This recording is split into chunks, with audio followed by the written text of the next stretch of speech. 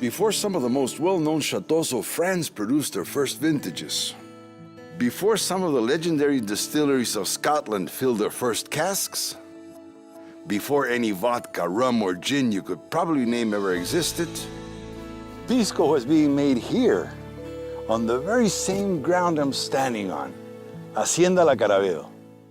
There's a rich history here, but in Peru, history is not something we look back on. It's something we take forward, each generation making its own contribution. Pisco Portón is our contribution. Not only is Pisco Portón the finest Pisco ever made, it could be possibly the best white spirit ever made. Although this seems like pride speaking, it's not. It's knowledge. I've spent the last 30 years of my life as a professional taster of wine and spirits.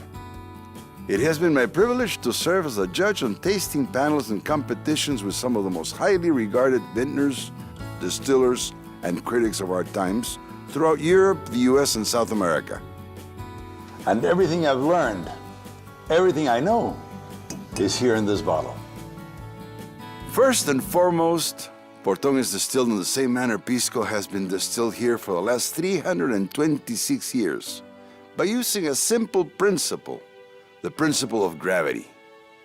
Here, everything flows naturally and gently. We let nature take her time, and use no artificial or mechanical pressures that could stress the liquid or alter its character. Again, everything is done by gravity. This is the traditional way to make Pisco. The best way to make Pisco. The only way to make Pisco. As you could expect with any true artisanal spirit, Portón is distilled in very small batches. And because we discard the heads and tails of each distillation, only a little bit more than half of each batch is ever bottled. Another very important aspect of Portón and key to its quality is that it is distilled to proof. This maintains the rich flavors and gives it complexity. Most spirit makers today distill to high alcohol levels and then dilute to proof. Why anyone would put water in their product is a mystery to me. After distillation, Pisco is rested from 5 to 8 months. These containers called cubas de guarda, made in a centuries-old traditional way, do not impart any flavor to Pisco. Pisco doesn't borrow its flavors.